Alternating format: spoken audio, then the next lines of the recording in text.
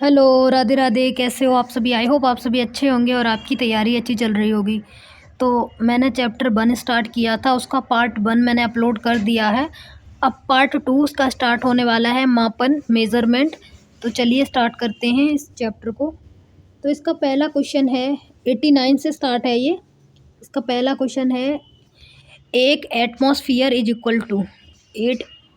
तो इसका option number A हो जाएगा, पृथ्वी की एक निश्चित इकाई या क्षेत्रफल पर वायुमंडल की सभी परतों द्वारा पड़ने वाला दबाव ही वायुमंडलीय दाब कहलाता है। वायुमंडलीय दाब को बैरोमीटर से मापा जाता है। इसकी इकाई बार या पास्कल होती है। एक एटमॉस्फियर 1.01 मल्टीप्लाई 10⁵ पास्कल के बराबर होती है। अब 90, एक हॉर्स पावर किसके बराबर होता है? एक हॉर्स पावर 746 वाट के बराबर होता है। ये मैंने पहले भी बताया था। एक अश्व शक्ति 746 वाट के बराबर होती है। मशीनों की शक्ति को अश्व शक्ति में व्यक्त किया जाता है। और 91, 746 वाट को क्या कहा जाता है? ऑप्शन ए, एक अश्व शक्ति कहा जाता है। ठीक है।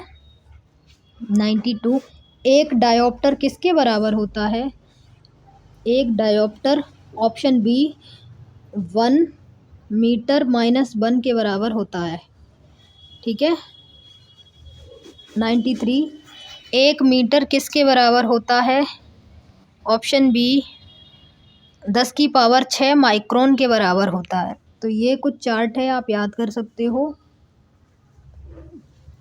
1 मीटर 10⁶ माइक्रोन के बराबर, 1 मीटर 10⁻³ मिलीमीटर के बराबर, 1 मीटर 3.2 फीट के बराबर, 1 मीटर 3 किलोमीटर के बराबर, 1 मीटर 10⁹ नैनोमीटर के बराबर, 1 मीटर 10⁻12 पिकोमीटर के बराबर, 1 मीटर 10⁻15 फेम्टोमीटर के बराबर।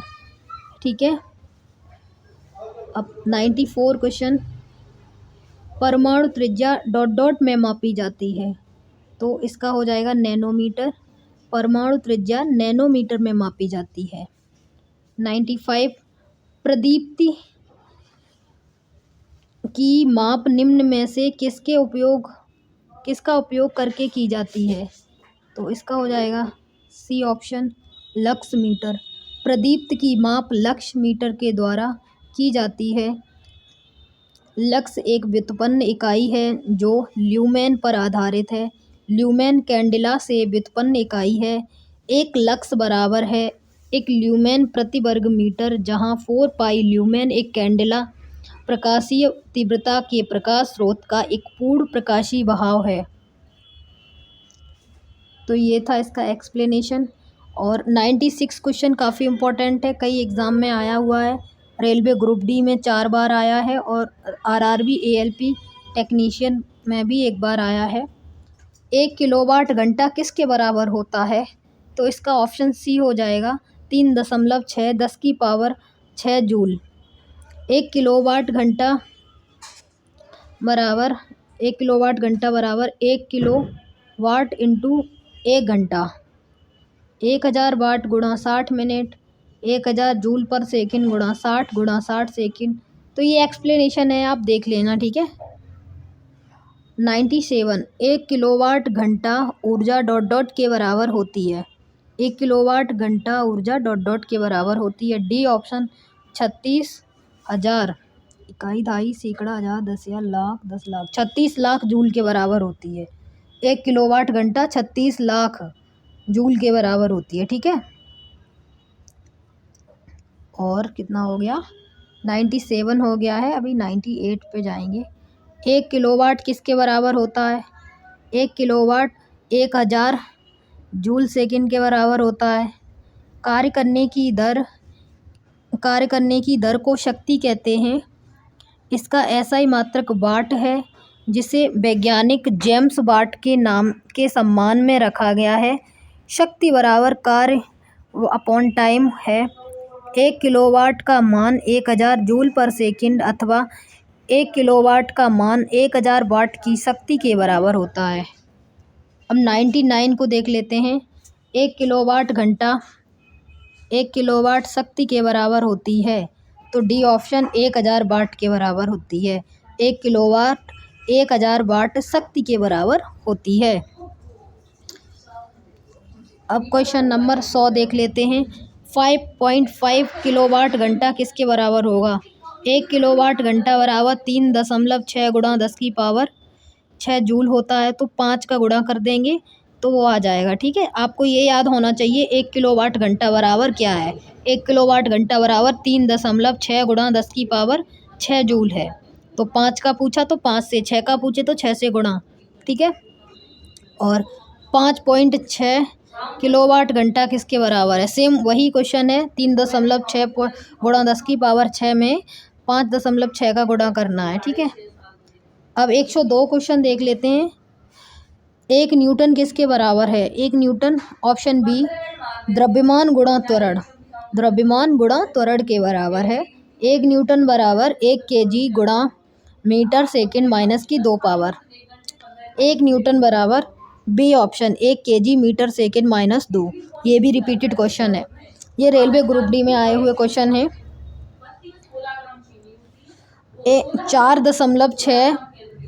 4.6 किलोवाट घंटा बराबर, वो भी सेम क्वेश्चन है। 3.6 गुणा 10 की पावर 6 जूल होता है, तो 4.6 का गुणा कर देंगे तो 16.56 गुणा 10 की पावर 6 आ जाएगा।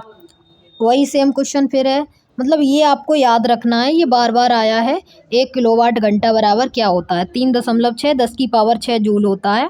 उसमें जो भी किलोवाट घंटे का क्वेश्चन आए उसका मल्टीप्लाई कर दो, आंसर आ जाएगा। तो 105 भी सेम ही है, 106 भी वही सेम है।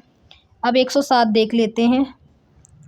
प्रकाश वर्ष किसके द्वारा मापा जाता है? तो प्रकाश वर्ष किसके द्वारा मापा जाता है? बी ऑप्शन दूरी, प्रकाश वर्ष दूरी के द्वारा मापी जाती है।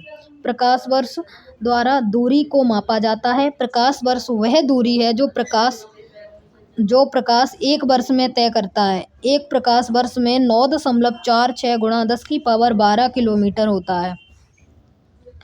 अब 108 क्वेश्चन देख लेते हैं। तो ये याद कर लेना, एक प्रकाश वर्ष में 9.46 गुणा 10 की पावर 12 किलोमीटर होता है, ये इम्पोर्टेंट है। 108 क्वेश्चन, 1 नैनोमीटर किसके बराबर होता है? डी ऑप्शन 1 नैनोमीटर 10 की पावर माइनस 9 मीटर। ठीक है, ऑप्शन डी इसका हो जाएगा।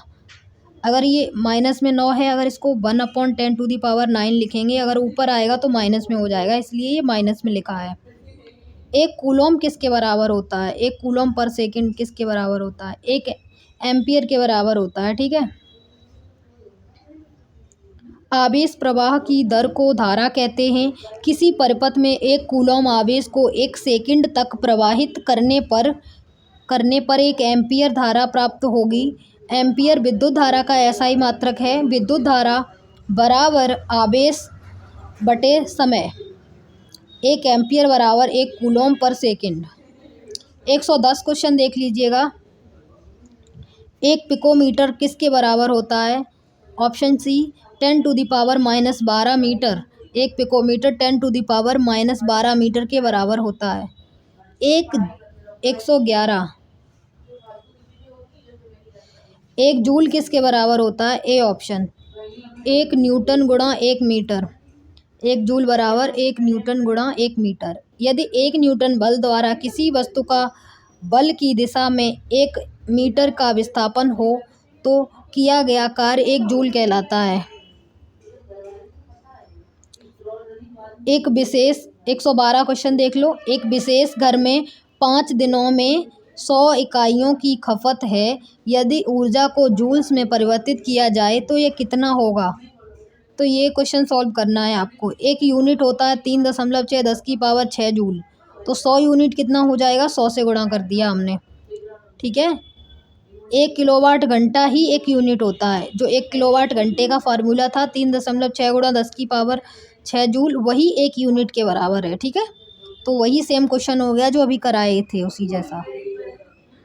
अभी 112 हो गया है और ये वाला पार्ट भी फिनिश हो गया है। अब मेज़रमेंट वाला मेजरिंग इंस्ट्रूमेंट मापक यंत्र है गए हैं। चाहो तो मैं अभी इसी में कंप्लीट करा देती हूँ, ठीक है। इसमें कितने क्वेश्चन है देख लूँ। 113 से स्टार्ट हुआ है, 113 से स्टार्ट हुआ है, काफ़ी बड़ा है, 151 तक है, ठीक है। कोई बात नहीं, करा देते हैं।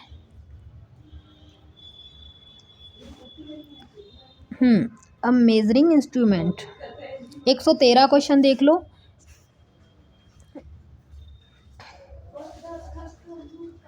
निम्न में से किस उपकरण का उपयोग वायुमंडलीय दाब को मापने के लिए किया जाता है? तो वायुमंडलीय दाब को मापने के लिए बैरोमीटर किया जाता है। ये सारे याद कर लेना, ये इम्पोर्टेंट है। ओडोमीटर वाहन द्वारा चली गई दूरी मापने में, थर्मोमीटर शरीर का ताप मापने में, हाइग्रोमीटर वायुमंडल की आर्द्रता मापने में, बैरोमीटर वायुमंडलीय दाब मापने में। एक बार रिपीट कर देती हूँ। ओडोमीटर वाहन द्वारा चली गई दूरी मापने में, थर्मोमीटर शरीर का ताप मापने में, हाइग्रोमीटर वायुमंडल की आर्द्रता मापने में, और बैरोमीटर वायुमंडलीय दाब मापने में, ठीक है। अब क्वेश्चन नंबर 114 देख लेते हैं। हाइग्रोमीटर से क्या मापा जाता है? तो हाइग्रोमीटर से आर्द्रता मापी जाती है। वायुमंडल की आर्द्रता हाइग्रोमीटर में मापते हैं। वस्तु का ताप थर्मामीटर में मापते हैं, और द्रवों का घनत्व हाइड्रोमीटर में मापते हैं। ऊष्मीय विकिरण बोलोमीटर में मापते हैं, ठीक है। क्वेश्चन नंबर 115 देख लेते हैं। कौन सा यंत्र समुद्र के स्तर से ऊपर की वस्तुओं को देखने के लिए पनडुब्बी में प्रयोग किया जाता है? तो इसका सी ऑप्शन पेरिस्कोप। पेरिस्कोप पनडुब्बियों में उपयोग होने वाला एक ऐसा उपकरण है जिसकी सहायता से पानी में डूबे हुए व्यक्ति को पानी के ऊपर का दृश्य दिखाई पड़ता है। मतलब जो पानी में डूबा है वो अंदर से वो आँखों में लगा के कुछ उससे देखते हैं, आपने फिल्मों में देखा होगा, तो वही पेरिस्कोप है। पायरोमीटर, अब पायरोमीटर की बात करते हैं। पायरोमीटर दूर स्थित वस्तुओं के ताप को ज्ञात करने, दूर स्थित वस्तुओं के ताप को ज्ञात करने, ये वाली चीज़ पढ़ रही हूँ मैं, ज्ञात करने हेतु उपयोग किया जाता है। एपिडियास्कोप का प्रयोग चित्रों को पर्दे पर प्रक्षेपण के लिए किया जाता है। ओडोमीटर गाड़ी द्वारा चली दूरी मापने के काम आता है, ठीक है। ओडोमीटर हमने पहले भी बता दिया था। क्वेश्चन नंबर 116 देख लेते हैं। वायुमंडलीय दबाव को मापने के लिए किस उपकरण का प्रयोग किया जाता है? तो ये बैरोमीटर, बार बार आ रहा रिपीटेड क्वेश्चन है, इसको याद कर लो। बैरोमीटर एक वायु दाब मापी यंत्र होता है जिसके द्वारा वायुमंडल के दबाव को मापा जाता है। वायु दाब को मापने के लिए बैरोमीटर में पानी, हवा अथवा पारा का प्रयोग किया जाता है। बैरोमीटर के आविष्कारक इवान गैलिस्टा टेरिसेला हैं, ठीक है। इवान गैलिस्टा टेरिसेला हैं, काफ़ी बड़ा नाम है इनका, टेरिसेली हैं। निम्नलिखित में से किस उपकरण का उपयोग वायुमंडलीय दाब को मापने के लिए किया जाता है? तो वही क्वेश्चन है, रिपीटेड बैरोमीटर 117। अब 118 पे आ जाते हैं। सूर्य को देखने के लिए किस यंत्र का प्रयोग किया जाता है? तो सूर्य महाराज को देखने के लिए हेलियोस्कोप का यूज़ किया जाता है। एक ट्रिक बताती हूँ, सूर्य पर जब आप जाओगे तो सूर्य से सबसे पहले हेलो करोगे, हेलो, तो वही एक ट्रिक है, हेलियोस्कोप। सूर्य को देखने के लिए हेलियोस्कोप यंत्र का प्रयोग किया जाता है। टेलीस्कोप आपको पता होगा, दूरदर्शी, वह प्रकाशिकी उपकरण है जिसका प्रयोग दूर स्थित वस्तुओं को देखने के लिए किया जाता है। अल्टीमीटर ऊंचाई मापक यंत्र है जिसका उपयोग विमानों में किया जाता है। अल्टीमीटर ऊंचाई नापता है। ऑडियोमीटर ध्वनि, ऑडियो तो आवाज़ से ही होता है उसका संबंध, है ना, ध्वनि की तीव्रता को मापता है। और एरोमीटर वायु और गैस के घनत्व को मापने वाला यंत्र है। एयर हवा होती है, वैसे ही वायु और गैस है। विभवांतर को मापने के लिए किसका यूज किया जाता है? तो वोल्ट मीटर का यूज किया जाता है, ठीक है। 120 क्वेश्चन देख लीजिएगा। विभवांतर को मापने के लिए किसका उपयोग किया जाता है? वोल्ट मीटर का उपयोग किया जाता है। अब 121 देख लीजिएगा। सर्किट में बिजली के प्रवाह का पता लगाने हेतु निम्नलिखित में से किस उपकरण का प्रयोग किया जाता है? बिजली के प्रवाह को पता करने के लिए गैल्वेनो मीटर का प्रयोग किया जाता है। सर्किट में बिजली के प्रवाह का पता लगाने हेतु धारा मापी गैल्वेनोमीटर का उपकरण का प्रयोग किया जाता है। यह किसी परिपथ में धारा की उपस्थिति का पता लगाने के लिए प्रयोग किया जाता है। वायु दाब मापी बैरोमीटर, इससे वायुमंडल के दबाव को मापा जाता है। और एनीमोमीटर, इससे हवा का वेग मापा जाता है। लैक्टोमीटर, दूध की शुद्धता का मापन किया जाता है, ठीक है, लैक्टोमीटर से। 122 क्वेश्चन देख लीजिए। एक सॉफ्ट की आवर्तन गति को निर्धारित करने के लिए किसका प्रयोग किया जाता है? सॉफ्ट की आवर्तन का, तो बी ऑप्शन, टैकोमीटर। सॉफ्ट की आवर्तन गति मतलब जो भी आवर्तन होता है उसके लिए टैकोमीटर, गति को निर्धारित करने के लिए टैकोमीटर का इस्तेमाल किया जाता है। यह एक वैज्ञानिक उपकरण है जिसका उपयोग वाहनों की घूर्णन गति मापने के लिए किया जाता है। तो ये देख लीजिए, स्पीडोमीटर मोटर गाड़ियों की गति, स्पीड मापने मतलब गति मापने वाला यंत्र है। एनीमोमीटर पवन के वेग का मापन।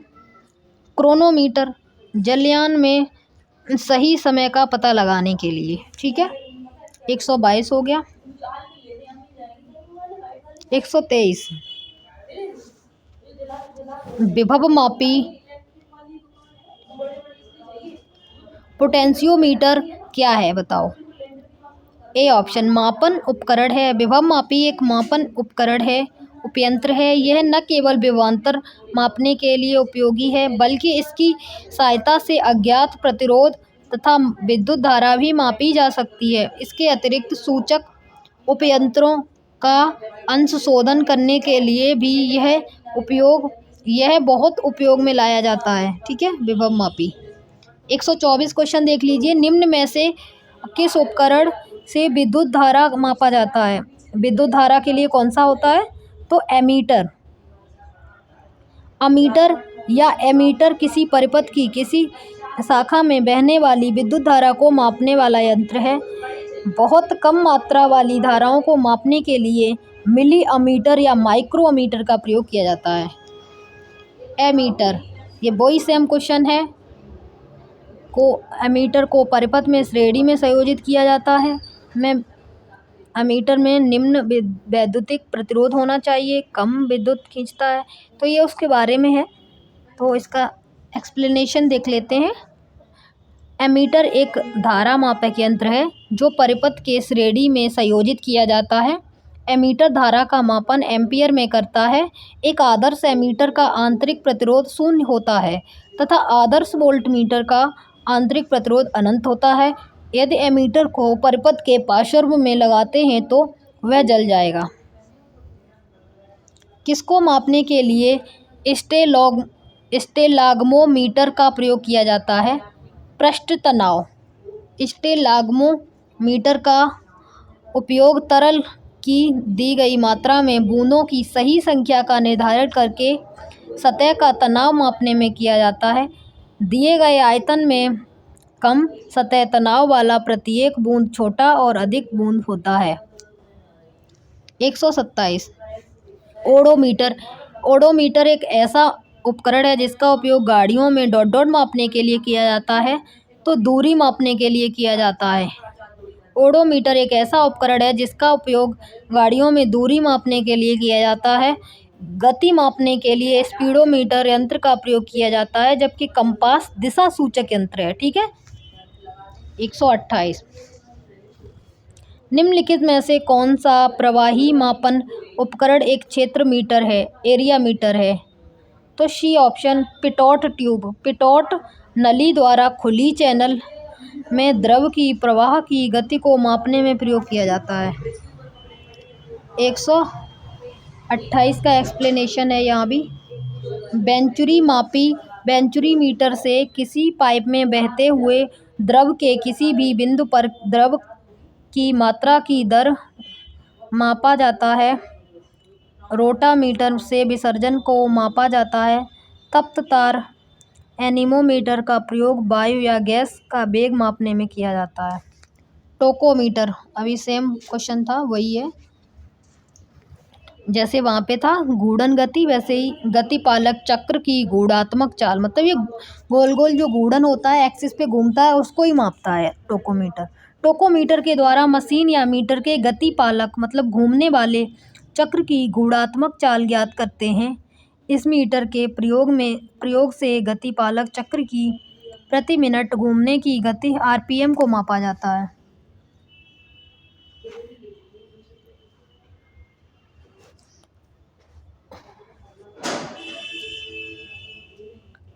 130 सेम वही क्वेश्चन है। ए ऑप्शन चक्कर प्रति मिनट पता करते हैं उससे। 131 मल्टीमीटर में होता है। D option volt meter, current meter और ओम मीटर। मल्टीमीटर या बहुमापी एक ऐसा उपकरण है जिससे कई भौतिक राशियों को मापन करते हैं, जैसे धारा, प्रतिरोध, वोल्टता, निरंतरता। आजकल डिजिटल मल्टीमीटर का प्रयोग हो रहा है। रिक्टर 132 क्वेश्चन देख लीजिएगा। रिक्टर पैमाने के बारे में निम्नलिखित में से क्या गलत है? इसे 1935 में चार्ल्स रिक्टर और गुटेनबर्ग द्वारा विकसित किया गया था। यह एक लघुगणकीय पैमाना है। इसे भूकंप मापी के उपयोग द्वारा नापा जा सकता है। रिक्टर पैमाने पर 8-9 की तीव्रता का अर्थ है हल्का भूकंप। तो इसका गलत ऑप्शन है डी। रिक्टर पैमाने में 8-9 की तीव्रता को उच्च भूकंप की श्रेणी में रखा जाता है, न कि कम।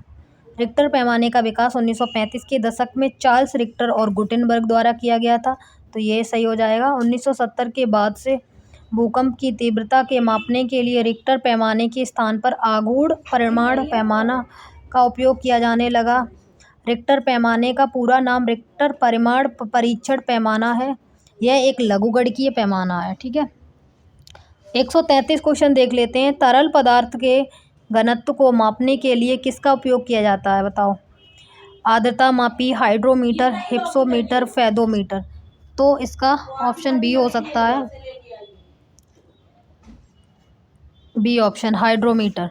हाइड्रोमीटर के द्वारा द्रवों का अपेक्षित घनत्व ज्ञात करते हैं। आर्द्रता मापी की सहायता से वायुमंडल में व्याप्त आर्द्रता को मापते हैं। फेदोमीटर यंत्र से समुद्र की गहराई मापते हैं। हिप्सोमीटर का उपयोग समुद्र तल से ऊंचाई ज्ञात करने के लिए करते हैं। और 134 क्वेश्चन देख लेते हैं। पानी के अंदर की वस्तुओं का पता लगाने के लिए किस यंत्र का प्रयोग करते हैं? सोनार का प्रयोग करते हैं। इसका उपयोग पानी के अंदर वस्तुओं का पता लगाने में किया जाता है।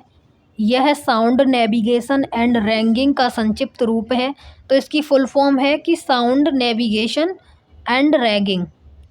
इसमें अल्ट्रासोनिक वेव्स जनरेटर द्वारा पानी के अंदर भेजे जाते हैं, जो वस्तु से टकराकर परावर्तित होते हैं और जनरेटर से रिसीवर द्वारा रिसीव कर लिए जाते हैं, जिससे पानी के अंदर वस्तु की स्थिति का पता चलता है। इसके साथ ही आप लेज़र के बारे में भी जान सकते हो। लेज़र, इसकी खोज अमेरिकी वैज्ञानिक टी.एस. मैमन ने 1960 में की थी। The light amplification by stimulated emission of radiation का संक्षिप्त रूप है। तो इसकी ये फुल फॉर्म है। इसका उपयोग शल्य चिकित्सा में, धातुओं को जोड़ने व काटने में, युद्ध में दुश्मनों के हथियार नष्ट करने में किया जाता है। धातुओं को जोड़ने और काटने में, और युद्ध में दुश्मनों के हथियार नष्ट करने में, और शल्य चिकित्सा में इसका यूज होता है। लेज़र का लेज़र ऑपरेशन होता है, तो चिकित्सा में इसका यूज तो होगा ही। राडार यह रेडियो डिटेक्शन एंड रैगिंग का संक्षिप्त रूप है। यह प्रतिध्वनि के सिद्धांत पर कार्य करता है। तो ये चीज़ इंपॉर्टेंट हो जाती है। प्रतिध्वनि, ये आया है क्वेश्चन कहीं। इसकी सहायता से वायुयान की दिशा व ऊंचाई को ज्ञात किया जाता है। ठीक है। इससे क्या होता है? वायुयान की दिशा व ऊंचाई ज्ञात होती है। स्कूबा, इसका उपयोग गोताखोरों द्वारा पानी के अंदर सांस लेने के लिए किया जाता है। यह self contained under water breathing apparatus का संक्षिप्त रूप है। ठीक है। 135 जहाज़ों में क्या मापने के लिए इको लोकेशन का उपयोग किया जाता है? पानी की गहराई, सी ऑप्शन। ये ग्रुप डी में आया हुआ क्वेश्चन है। जहाज़ों में इकोलेशन का उपयोग पानी की गहराई मापने के लिए किया जाता है। इकोलेशन का सिद्धांत सोनार के सिद्धांत के समान होता है। ठीक है। 136 दूध के घनत्व को निर्धारित करने के लिए कौन सा उपकरण है? तो लैक्टोमीटर इसका ऑप्शन बी हो जाएगा। अब इसका वो देख लेते हैं एक्सप्लेनेशन। हाइड्रोमीटर द्रवों का अपेक्षित घनत्व, लैक्टोमीटर दूध की शुद्धता या घनत्व, बैरोमीटर वायुमंडलीय दाब, थर्मोमीटर तापमान। 137 ऑटोमोबाइल में यात्रा की दूरी को मापने के लिए निम्न में से किस उपकरण का उपयोग किया जाता है? ठीक है। 137 क्वेश्चन, ऑटोमोबाइल में यात्रा की दूरी को मापने के लिए निम्न में से किस उपकरण का उपयोग किया जाता है? तो स्पीडोमीटर, ओडोमीटर, पेडोमीटर, टोकोमीटर। इसमें से कौन सा ऑप्शन होगा? बी ऑप्शन है इसका, ओडोमीटर। ठीक है। ओडोमीटर वाहनों द्वारा चली गई दूरी, टोकोमीटर वायुयानों की गति और स्पीडोमीटर वाहनों की गति। 138 क्वेश्चन,